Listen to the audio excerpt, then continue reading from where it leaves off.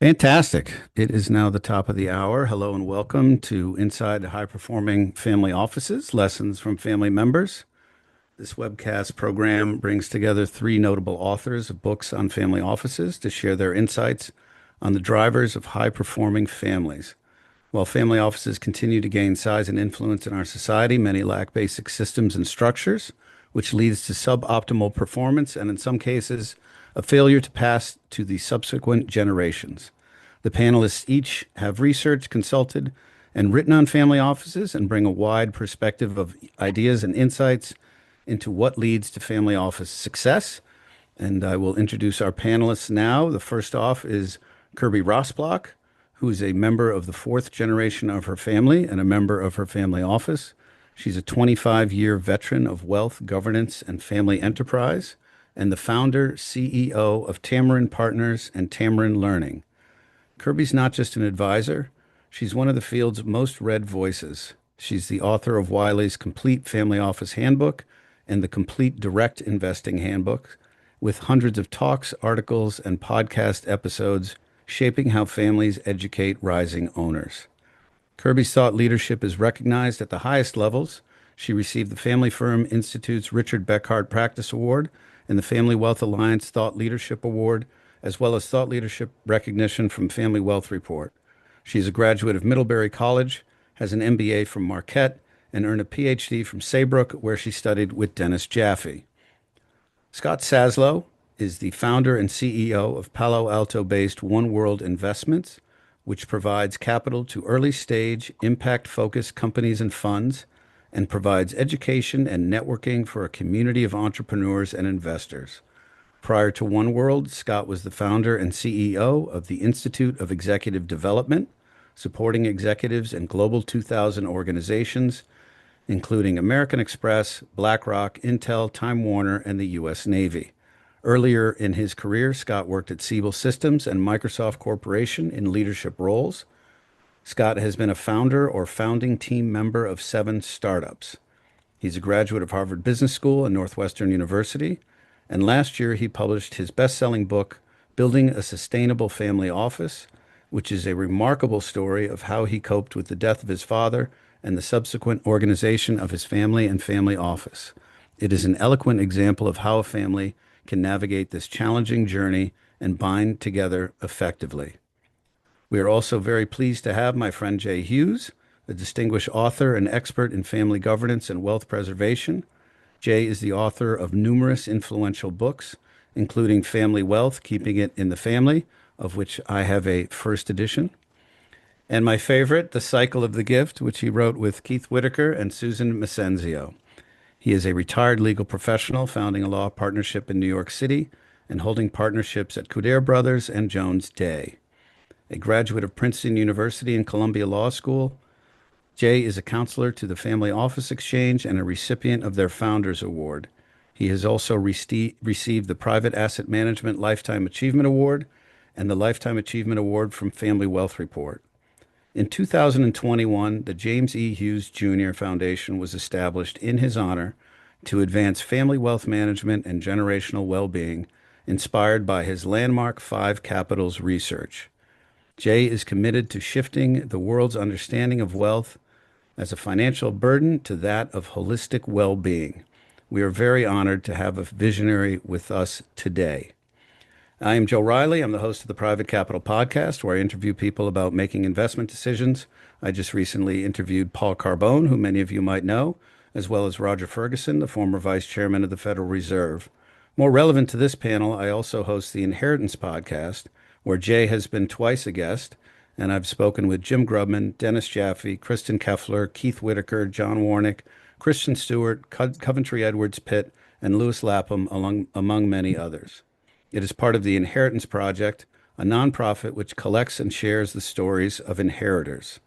Previously, I helped start a family office and foundation in New York, where I was an investment manager for 6 years. I was also the co-founder of the Family Office Association, a group of 350 family offices, which hosted Ray Dalio and Mike Milken, and currently run the Circulus Group, which is a family office network based in Greenwich, Connecticut. Welcome to all of you on Zoom, and welcome our panelists. We'll be sending out a recording within the next week or so. And I would please ask you to ask questions in the chat, and we'll get to those in a bit. So, first question to Kirby. Should family members work in the family office? Oh, well, that is a loaded question. And I will tell you, many families have one or more family members working in their office. So it's not a bad idea. It's just a complicated idea. And I think the reality is it's the natural fit where family feel trust oftentimes with the founder or whoever is starting the office. Over generations, it actually gets far more complex. And I think the challenge for family members is how are they a client and how are they a leader and how are they potentially an owner? And how do those hats all fit together? And oh, then you throw in if maybe they're a trustee as well, and it gets very interesting. So I'm all for family members who are ready to step up into that role. I just am cautious about how they make sure they don't compromise critical relationships with their family because it can be loaded and it can be dicey at times. Excellent. Scott, could you take yourself off mute and tell us your thoughts? Happy to be here. Thank you so much. Thanks everyone for joining. So on that issue, I think the answer is wherever possible to some degree. I see a lot of principles, G2, G3, beyond that are not connected and they want to be. And I think for better or worse, what's been created in some cases is a situation where the expectation is unless you have kind of direct investing experience, there may not be a role. We might be able to do something for you over in the foundation, but that's often kind of a sidecar. And so really that's in part why I do some of the work I do and I wrote the book was to help principals, specifically those that are maybe less sophisticated or aren't investment professionals as the way they define their career, so that they can have some understanding of the basics and also participate. I think all things equal, the more participation, the better and stronger, and indeed, the more sustainable a family office can be. Excellent. Jay? Well, thank you, Kirby and Scott and Joe. It's a great privilege to be here with you today, and thank you all for taking your time, which is your treasure, to join us today. Very, very kind of each of you. Um, I think I would add this. Family office work is often, in my view, the work of being a great fiduciary, small f. That doesn't mean you have any titles. Kirby mentioned a whole bunch of them you could have. But I think when you choose to join a family office of your own family, it is because you have some desire for service rather than a job. And I say that because the complexity of working for your family means that you do not have the objective position that occurs in almost every other job you might imagine. It's a subjective experience. So you have to want to be a fiduciary in some sense. That is, you must want to serve this group of people.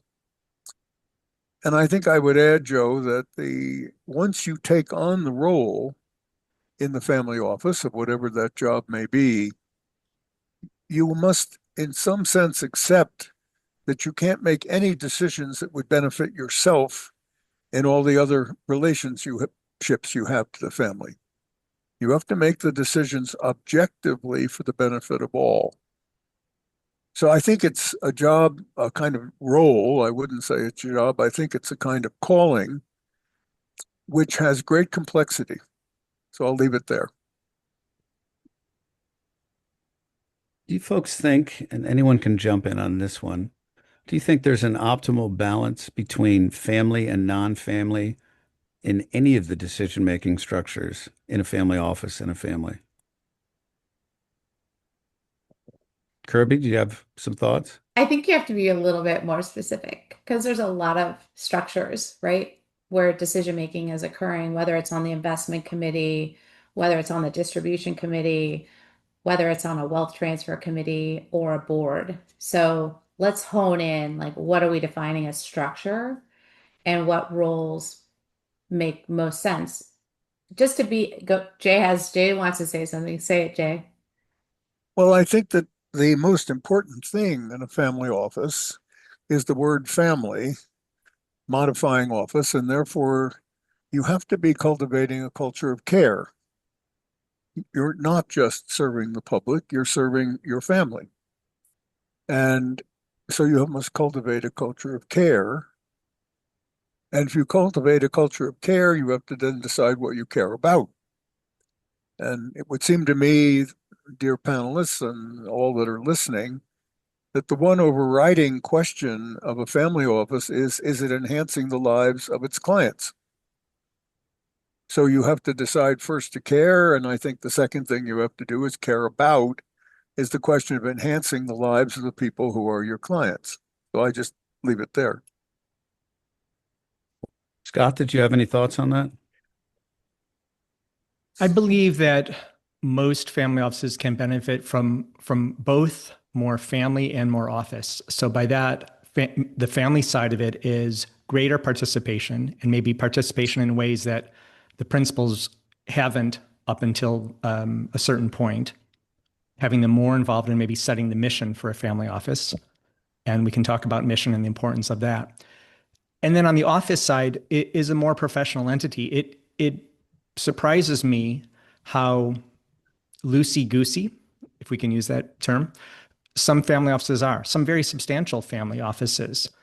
And I think in the same way that good governance in public companies and in larger private companies, there's almost always an element of kind of independent director and some outside perspectives that just brings expertise and some objectivity that's hard to do if it's purely family members.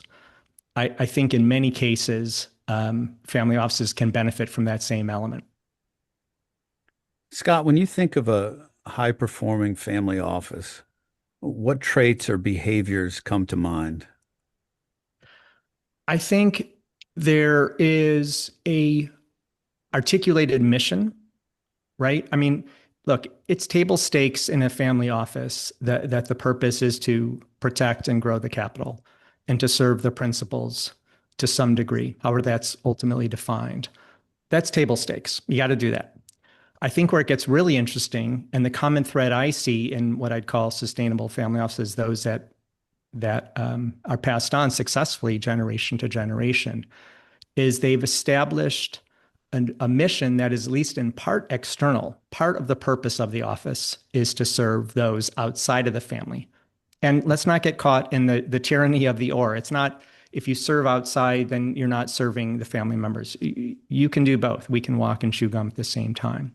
So it's this element of in part a mission that is defined as benefiting some external audience, some part of society. It's having goals and again, kind of some objective ways to measure those goals.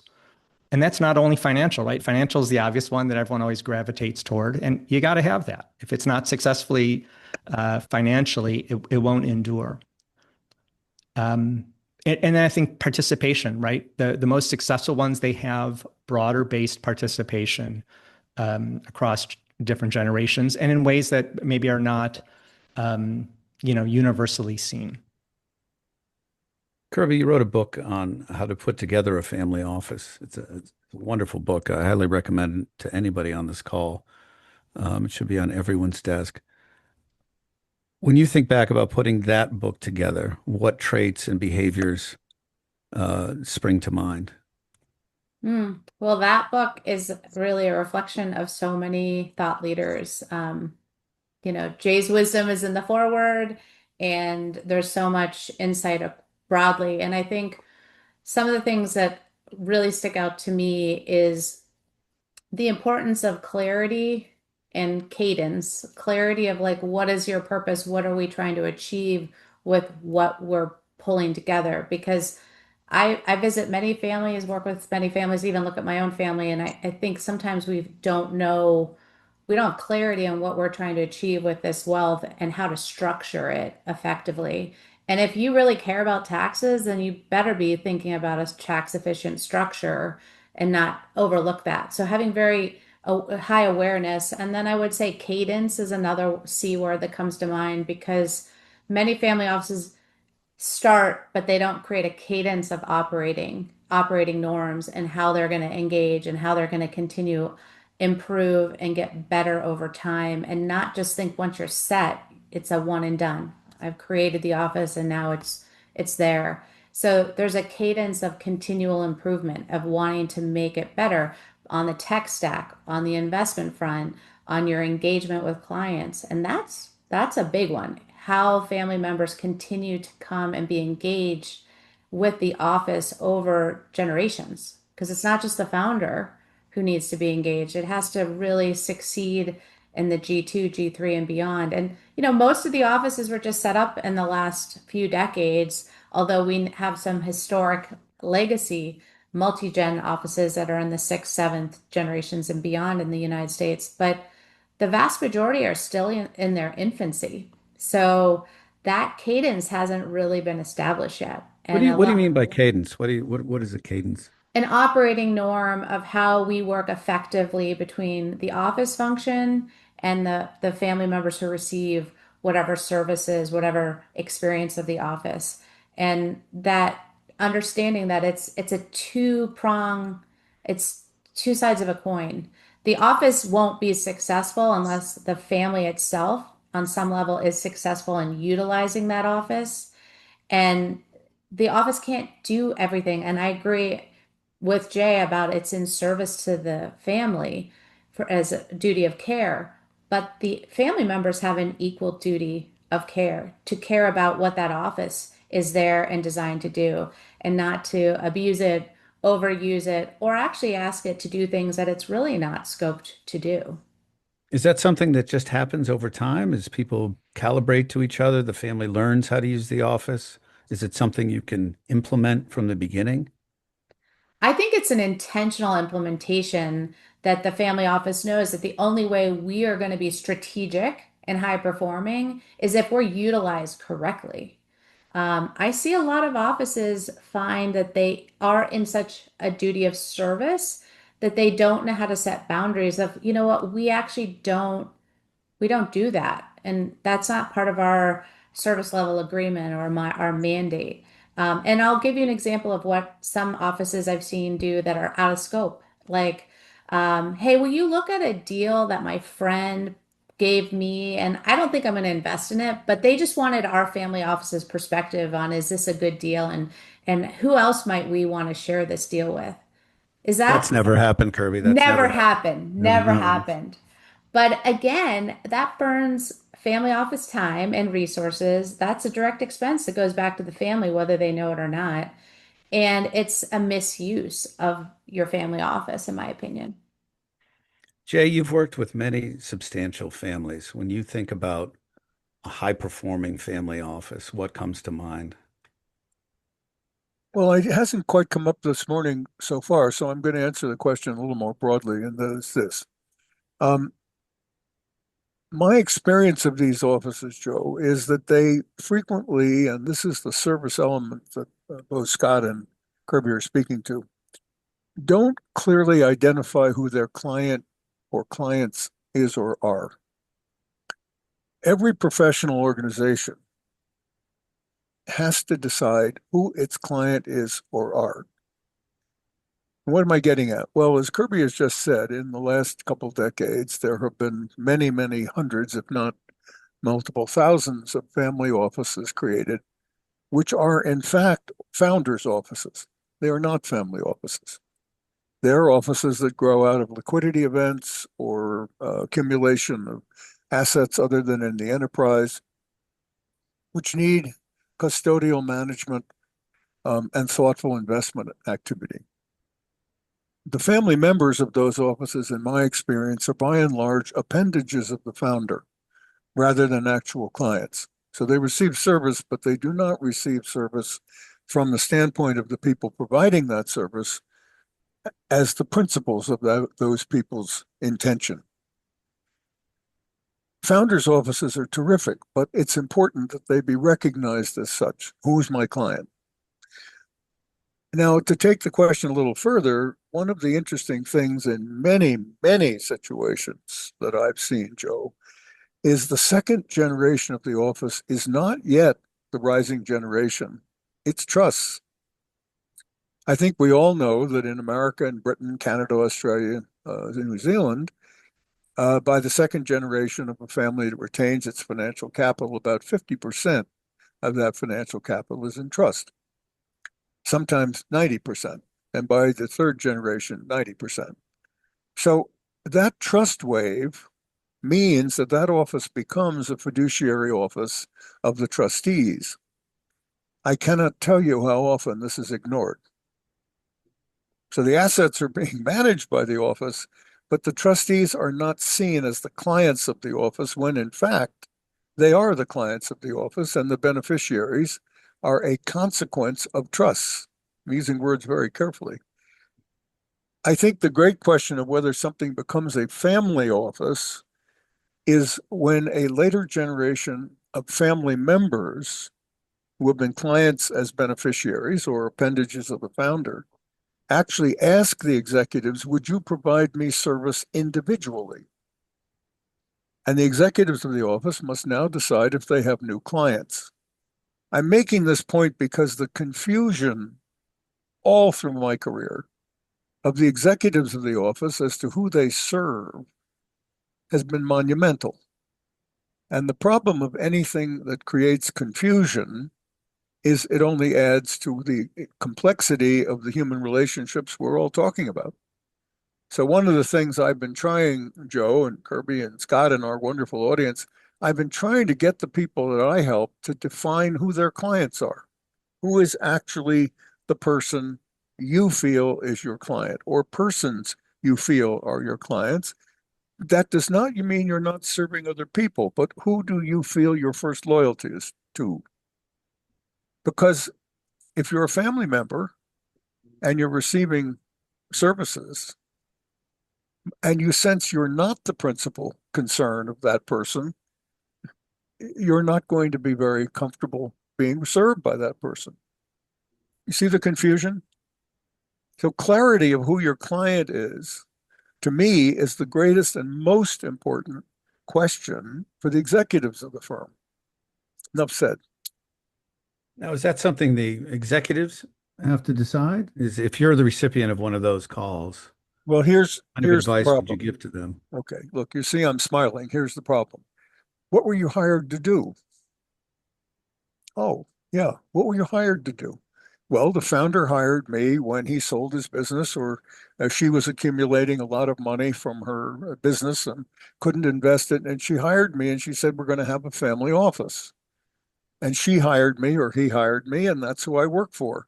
Oh, okay. That makes a lot of sense. And what's your background? Quantitative. What do you mean quantitative? I'm a lawyer, I'm an accountant, I'm a banker, I'm a something or other, where quantity was my responsibility. Okay, so I manage financial capital. I don't manage I'm not interested, Mr. Hughes, in the four qualitative capitals. I'm interested in managing hard assets, financial capital. Fine. Well, but do you understand you're in a fiduciary position? I'm not a trustee. That's not what I said. I said you understand that you have other people you're serving who think of you as their principal. Is that how you think? No, it isn't how I think. Oh, wow, is this complicated? This is Kirby's point and Scott's point. Who are you serving? Who is your client? Um, Now it becomes even more complicated, Joe, and then enough of Jay, because I hear my voice too much on this call. When it becomes the office of the trustees, remember I said before in the second generation, it becomes the office of the trustees, because that's where the money is. Willie Sutton, where's the money? Well, I rob banks because that's where the money is. I cannot tell you how rarely the executives recognize that they're now running a trust company, small trust company, not a organized trust company. They're running a trust company. They may have hundreds of trusts that have been created by that process of the liquidity being intermediated. And they have not only no experience running a trust company, but they're not interested in it. Well, who are your clients? You see, this is where the confusion leads to complexity, and complexity leads to failed service. Service, the core question we're asking. But I'm sorry to keep repeating myself, but over and over and over, Joe, in my career, I've had to try to sit with the executives and say, who is your client? Not who do you advertise your client? Who do you see as your client? Who are you serving? Wow, is that an important question? So speaking of quantitative, Scott, you are in the quantitative capital of the United States, and you've worked with many executives from technology firms. I'd be curious in what you're seeing in the first generation wealth out there, and what high performing family offices mean to them. I think it's a bit TBD. I mean, some of these family offices in Silicon Valley are very new, as in within the last few years. I'm seeing a lot of, whether it's AI wealth, crypto wealth, just kind of broader tech wealth. And what's really interesting, I mean, because I think we all can agree, you're talking about a very different situation when you have an operating company that's part of the mix versus a family office where the operating business has been sold off, or maybe a few generations has been sold off. So out here, it is much more common to see, first generation wealth. You'll see founders in their 40s and young 50s, and they're still very active. They're still very much. Now, the good and the bad of that, I suppose, is well, on one hand, there's just simply far less complexity than if you have a G3 situation, and some don't even have G2. Their G2s are in grade school. So on one hand, things are less complicated. On the other hand, what I'm baffled to see time and again is founders who, when it comes to the wealth, they think that's been created, that's maybe been taken out of a company, let's say, that liquid wealth, the lack of professionalism and how they're thinking about it, and kind of the structures that they're creating around that. On one hand, I get it; they're very busy, kind of running the show at the company that created the wealth and kind of taking care of the goose, so to speak. But on the other hand, it's surprising to see in some cases, such indifference toward how professional, how thoughtful they are toward the wealth that comes out, and hope for the best. But in some cases, I'm not very optimistic. That's just a little bit of how some of the newer wealth is being looked at and being managed. I just want to remind folks that we're taking questions in the chat. So please, if you have any questions for us, put them in the chat window. I'd appreciate it. Kirby, what role should the family office play in preparing the next generation for stewardship, leadership, or just simply living with wealth?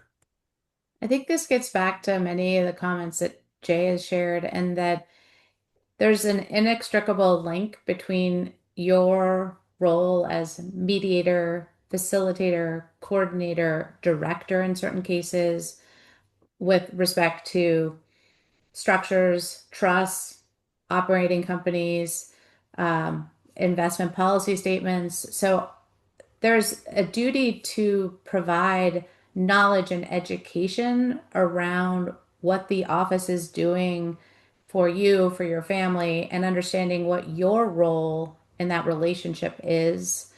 And oftentimes, family offices are not, instructional designers, and they're not teachers. And so, where does that knowledge come from? Well, they know how to advise on what they do for a family, but it's different when you actually have to teach, how does a trust really work?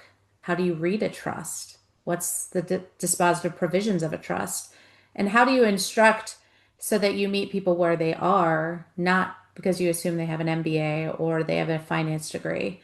So I think there's a lot that is required just to be a good beneficial owner. And we're not given a handbook, right? We're not given like uh, some sort of guide when you sign up for your family's family office, typically about. Now, I will say there are some extraordinary offices out there where I have heard there's massive binders that go out in such a way that are guides for onboarding. But there's a lot of information that's needed to be prepared to be a good steward and not assume through osmosis or just because they were in a, you know, board meeting one time or shareholder meeting that they got it. Jay. Joe, I'm going to jump in on this Please. question. Thank you, Kirby, and add this. Um, every human being in a rising generation, by the way, I don't like next. I think nobody likes to be next. I think we really should be putting the word rising in for our rising generations. There are two things I think I'll quickly add to what Kirby said. First, every rising generation member has an integration problem of a meteor from outer space. Everyone who's a client of that office will have an integration problem. I think everyone can just think about that for a moment because they didn't create it. They receive it from outer space by gift or inheritance or whatever it may be, and they have to integrate it. And by the way, just for all of us to think about it, in the next 50 years, 100 to 120 trillion dollars will be moving around the world to millions and millions of families that have never had an inheritance event. That's the abundance created in the last 70 years. All of those people are going to have an integration event. But coming right to our subject today, they're going to have to integrate that which happens. Now, to the point for the moment to trust, I'm just using this as one example. Somebody said to me the other day how interesting and complex it is if you happen to be a first beneficiary or a first trustee. That adjective first modifying those words is a very, very interesting point for the office because the office may understand trusts. They may understand foundations. They may understand LLCs. They may understand all these things. But the first person who's going to be a member of that LLC, or the first person who's going to be a beneficiary, or the first person who's going to be a trustee has no knowledge at all about the circumstances in which they find themselves with this integration event. So the executives have this problem.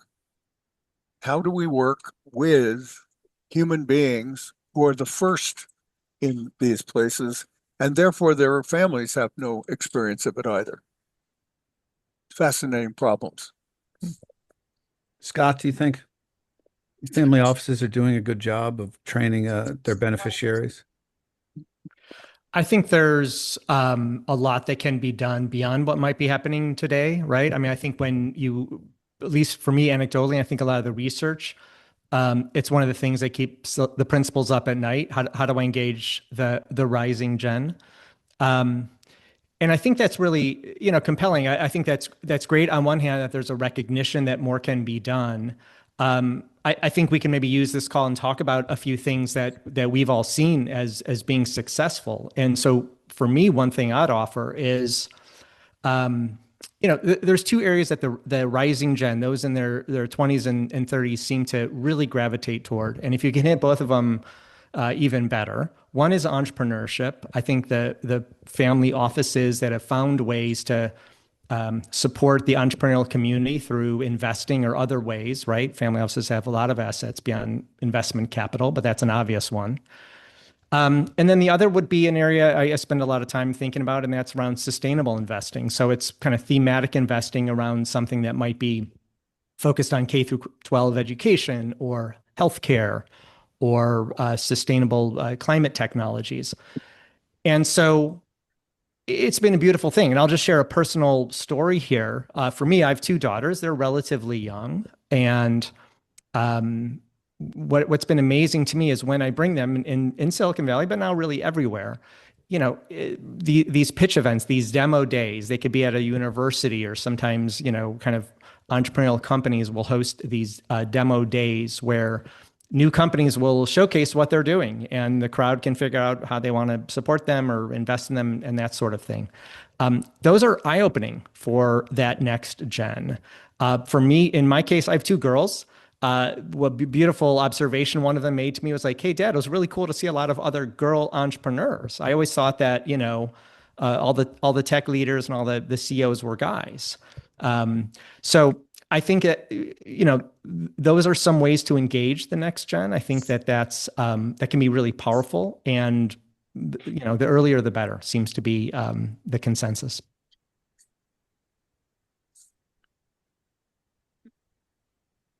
Jay, are you seeing new roles or functions emerging inside family offices, roles that wouldn't have existed, say, 10 years ago or 20 years ago? Yes. Um, I would say two things are happening at the same time that are a reflection of the comments that you're hearing this morning. The first is that the most advanced offices are including chief learning officers in the firm almost from its inception. So they're not looking at the office simply as a quantitative activity. That's a wonderful development. The older offices are struggling with it because they don't have the experience of the holistic work that we were talking about, that this developmental work. I think that's very, very exciting. The second thing I'm seeing is that with the offices that are going to be administering trusts or are administering trusts, they're facilitating the development of beneficiary relations committees and life enhancement committees in those trusts. And that's the work being assigned to that chief learning officer, along with the kind of thing Scott was speaking about. It's interesting. Families are conservative. Bringing people into the atmosphere of your family is a risky proposition, isn't it? So families are conservative. I don't mean politically. They're conservative in what they bring into their systems because there's risk in that when they do that. So, but what the newer families and some of the older ones are seeing is they're getting the benefit of the kind of talk we're giving this morning. And they're hearing, gee, I see what those nice people are talking about. They're talking about the fact that we have to have a qualitative element in our office from day one. And that qualitative element has to be learning systems, as Scott was just saying, and Kirby has been mentioning, and also learning systems within those first beneficiary, first trustee trusts of how you enhance the life of the beneficiary. So what I'm seeing, and I think it's extraordinarily important, is the development within the office of a chief learning officer. Now, that does not mean that there are not people brought in to assist with those functions. But the moment you have someone in your office whose daily work is the well-being, Joe, back to what you introduced me, wealth is well-being, the well-being of the family members as their principal responsibility, you change fundamentally the characteristic of that office. And you move it to a question, well, I guess we have more clients than the founder. We're looking more broadly at the people that we're serving. So I see that as a terrific development. I'm very excited about it. I'd love So to add to that too, if you don't mind. please. I think there is an increased awareness um, that family offices need to find, you know, curriculum, data, consultants, advisors to support this big development piece. And I would just challenge that a lot of family offices I work with ideally want a chief learning officer. They don't have them. I mean, I wish they all had them, but it's hard a lot. Back to conservative, I agree with Jay that a lot of families still look at the office as a quantitative function that manages and oversees the wealth or the businesses or both. And they struggle with justifying a full-time paid position for a chief learning officer. And you can look at the data, I think less than 10% have a full-time family office chief learning officer. Jay's raising his hand. I'm going to But just quickly say I this. just want to finish a thought though, Oh, go Jay. ahead. Just Go let me ahead, finish the thought. I please. I think we have more people outsourcing to chief learning officer functions, and we're finding other ways to get it achieved. But using that mechanism of the family office still to drive learning initiatives, where there's a family committee related to education who's working with maybe an outsourced provider or an outsourced consultant to help co-create it.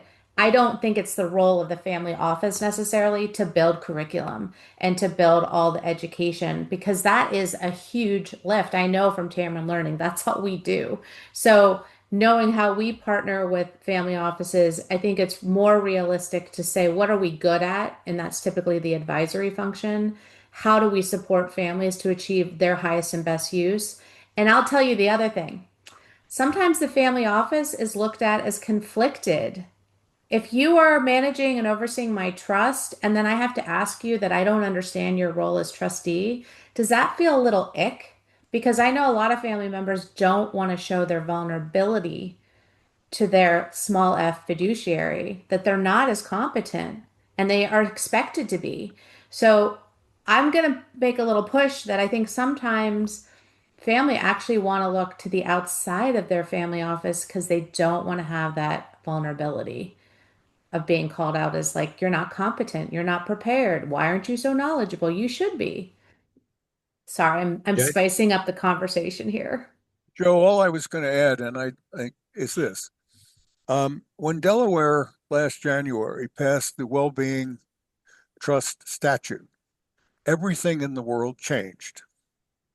So some of the questions we're talking about today are going to be fundamentally issues the offices have to deal with when the beneficiaries say, I want one of those. That's just a fact of life that now exists.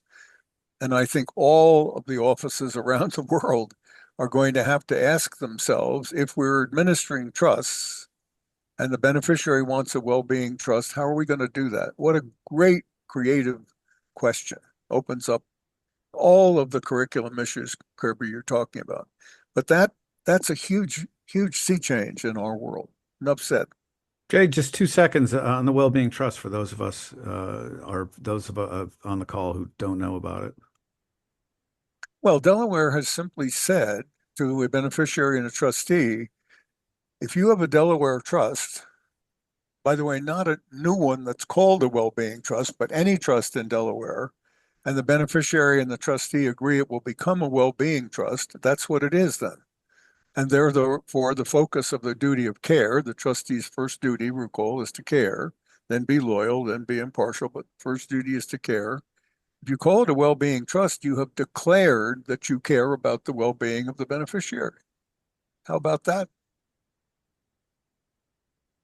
Excellent. We've got a lot of great questions and comments in the chat. Thank you for your positive comments. We've got a great one here because we do have two family members on the call. From Bill Lyons, he says, you've talked about the importance of clarity about defining roles for family office and advisors. How are you thinking about your own roles, including the multiple hats that you are wearing and how you struggle with that? Scott? Yeah, it's a really interesting question. One of the things I think is really fascinating about this field, if we think about family offices as a business type, they are businesses, they're often multiple businesses, is there's so much change on both the demand and the supply side. From the demand side, meaning, again, back to the purpose. What's the purpose of the office? Who is it serving? Who's involved in what capacity? And the supply side, meaning there's so many interesting vendors and services that are popping up all the time. And so, in my role, I'm leading my family lines family office. I think about this quite a bit. I think about, well, what are my strengths, right? Do I have any business running this family office? What's the purpose of the office? What are my strengths? Actually, I'm going through a process right now with my advisory council to have them rate me formally and kind of evaluate me and say, okay, versus Kirby, I just asked you for some other job specs out there. Compared to other heads of family offices, where do I measure up? What do I need? I think you have to have that growth mindset. You have to think about talent management in a strategic way. And then I need to backfill, right? If we determine that the purpose of this office in terms of who we're serving and what we need to do requires skills and competencies that I don't have, I better get those. I better hire those. I better build those. So I think it's having some of these talent management processes, I think is really important. I think about it. We're trying to walk the walk, obviously. And then we should probably at some point say a little bit about succession because that's hand in hand with talent management. The research on that is pretty staggering. I think it's roughly around a third of family offices have kind of formalized plans. So again, I have a very young family in my family line, but I think a lot about succession. It's not a burden. It's often a little bit unpleasant to think about my demise, but that's part and parcel with this privilege of wealth is the responsibility and thinking about how does it live on? How does it continue to serve? Who is it serving? So hopefully that's helpful. Kirby, how do you deal with the challenges of different hats? Not well. No, I'm just kidding. I think the biggest thing for me is to be mindful of what hat I'm wearing in which capacity.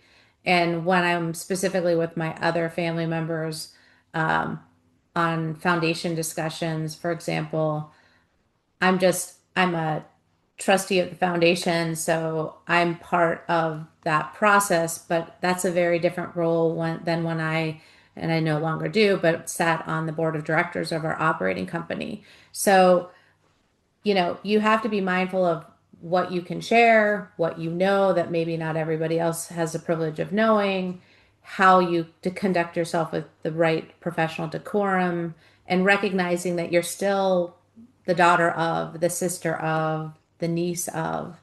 And I think that's a really critical piece of awareness that not always is given in a formal capacity. Like you either have that awareness or you don't, but you certainly know in different roles that there's privileged information, there's decisions that are being made, and also knowing who has authority and who needs to opine and who needs to be part of the process at which steps. And I think those role considerations come in key, as Scott was mentioning, in a succession situation, because a lot of times we operate in the role that we were hired into, and we operate, as Jay was saying, with that sort of purview. But things change when the family is moving beyond one generation to the next, and you actually have to plan about the impact that your role might have with a whole new set of stakeholders per the who do you serve conversation. Then you really have to know, how do you show up, and how I'm still seen as the youngest of the fourth generation, especially by the elders. But now I'm actually seen very differently by, I think, the younger folks coming up in our family. So I think that is a different perspective, is that we're all actually moving. Our roles are shifting, our perceptions of how we operate, and then being very clear about conflicts of interest that you might have in those roles. Or Kirby, stuck at the kids' table forever. So we have a wonderful question here about talent. Do you think the industry is effectively, Thomas Clancy, thank you, Thomas. Do you think the industry is effectively developing talent to serve these critical and highly bespoke family needs? Scott? So by talent, I assume the implication there is family talent. I mean, again, my observation is there's quite an interesting ecosystem already, and it's going to get much more interesting in terms of service providers. So I guess, thinking about family talent, there are some things that are being done that are effective, but there's a whole lot more. I think even before you think about developing skills, you think about talent management.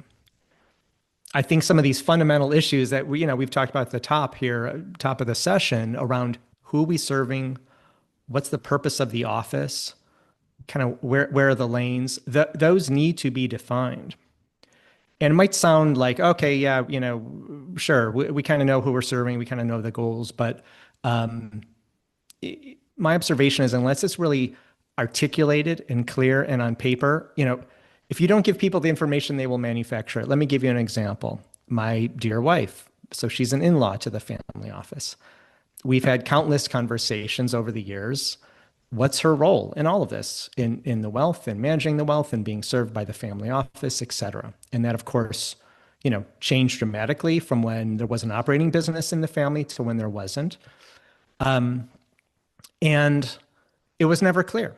That's one of the things as a family we could have done a lot better at, is being very clear around what does it mean to be an in-law? What does it mean to be, adjacent? And appendage, I think, is used the term J. And so there's no right or wrong answer. And whatever you choose as a family, you can evolve that answer over time. But you have to kind of start with something. You have to kind of take a shot at it and define it. And this maybe goes to another element that I see in the sustainable family houses is flexibility, right? Think like the bamboo tree. You want to be flexible. You want to withstand change. You want to pivot. In Silicon Valley, pivot's a good thing. We celebrate pivots. That means you see a change coming and you make an adjustment. And I think, Kirby, maybe you made the point, you don't just build it once and it lives forever. It certainly doesn't live, throughout the generations. You have to be very thoughtful what's worked historically, what hasn't. Jay, what are your thoughts about developing talent? Well, I think the most important thing in the talent is what moral promises will that person make to whomever are his or her clients. A lot of offices assign people to jobs, a lot of the offices I've seen, including family members, without considering what moral promises that person is making to the family's members who are served. What level of promise am I making about the quality of the service that I'm providing? And that's because they begin quantitatively. And then the core transition that we're all talking about. By the way, I don't like succession. It sounds cutting, Scott. I prefer transition. It flows. I'm good with that. I don't see much cutting, but I see a lot of flowing, if I could put it that way. But one of the things that flows are what are the moral promises the employees are making and the talent is making to the actual people that they're serving. So I think it takes, Joe, a certain kind of person to join a family office once the qualitative issues are emerging that are the substance of our conversation today. What kind of moral promises is that person prepared to make in his or her work to the people that they're serving?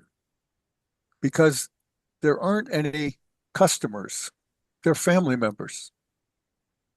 This is not a customer service business. It's family members' moral well-beings. They are, after all, the wealth of the office, the family members. How they do has to be part of how that person sees his or her tasks. So moral promises are very important. And Kirby, the multiple hats we've talked about that people wear, each of those moral hats carries with it moral promises. And they're different.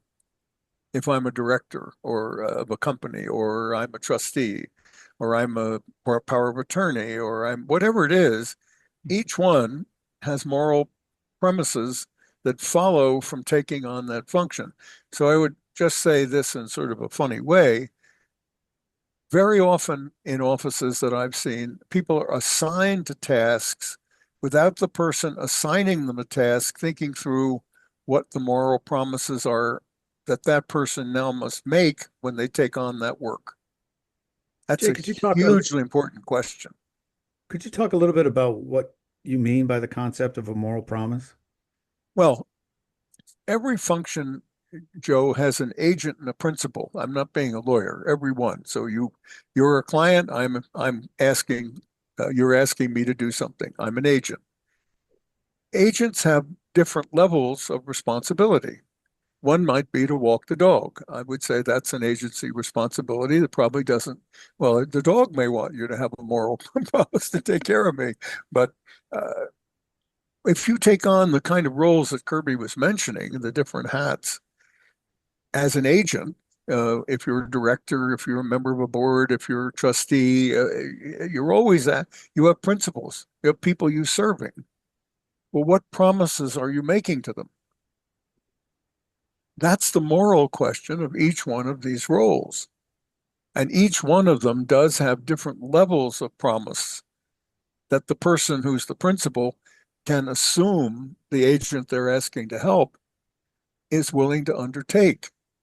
And again, just back for a moment, if you're a quantitative person by interest and by expertise, and you like counting things, that's hugely important in the world of financial intermediation. Get money from here to here, move it around, do that, it's fine. Hugely important. But if you're actually responsible for the human being that has the integration problem I mentioned, which every family member has after the founder, then every relationship you have with that person is about that process of integrating something someone else created into his or her life and then being able to live a meaningful life afterward. That's a huge moral responsibility. And I'm not saying people can't undertake it. I'm suggesting that when you're assigned that task, someone had better understand what the premises are on which you now will be acting. May I make an observation? Please. Most of our conversation has not talked about investing or accounting or filing taxes. And I think for the majority of family offices, certainly the newer ones, G2, G3, Max, when they think about family office, when they think about how they invest their time and energy, it's around those issues. But I think what we're seeing here, three different viewpoints, what we all agree on for perhaps is it go, again, that's table stakes. These kind of soft issues, these kind of right brain issues, these human issues, this is really what separates the pack.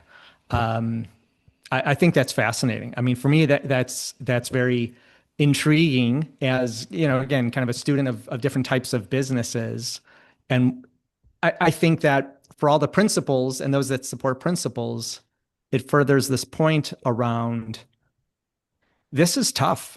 This is hard stuff. It's not insurmountable. There's a great ecosystem of folks that can help you full-time, part-time, but have the mindset. Morgan Housel, great book on wealth, keeping wealth and making wealth, two very different things. I think a lot of principals ignore that lesson. I agree. Joe, I know we're almost out of time here. Yep. Do you want to start giving us some direction at the end? I know we have so many questions in the chat, and I just want to also say if anyone didn't get their question answered, we'll try to follow up with the follow-up from the webinar today. Well, I have 15 more questions, and I've blocked out the rest of the afternoon. So I don't know where you folks are going. I'll be here. Maybe somebody wants to grab this one. What's one piece of advice that you have given or you would give to a family setting up a new family office? I'll take that one. I think really quick bite of recommendation is don't necessarily set up the structure before you actually know what you're trying to achieve. A lot of families immediately want a paper, they want to deploy capital, they're ready to get going because they think it's an operational imperative to be efficient. And I think a lot of people miss the boat of actually stepping back and saying, what do we want this to do? Do we even really need a family office? Is it something we really want to maintain and pay for? Do we know that we have a new job as soon as we set one up, whether we're an operator or not? So I'm a big believer that there's a lot more diligence and a business plan that goes into place before you start talking attorneys and structuring and papering, and really figure out, is it going to work for you? Because a lot of families set them up and they wind down after the founder because there's no interest to try to perpetuate the structure. That's the transitions I'm seeing, Jay. I'm seeing so many families calling me saying, what do we do now? So just don't run to set up a family office. Make sure it's got a viable future. Jay, you've got 1 minute, one piece of advice to solve everyone's problems. Pay attention with the rising generation to the millennials and the Gen Z's request that when they deal with you, they have an experience. They're not silent generation like me who wanted a balance sheet and a book to read and a memo. They are not the baby boomers who wanted a balance sheet, a book to read, and a memo. They are asking for human experience that impacts them.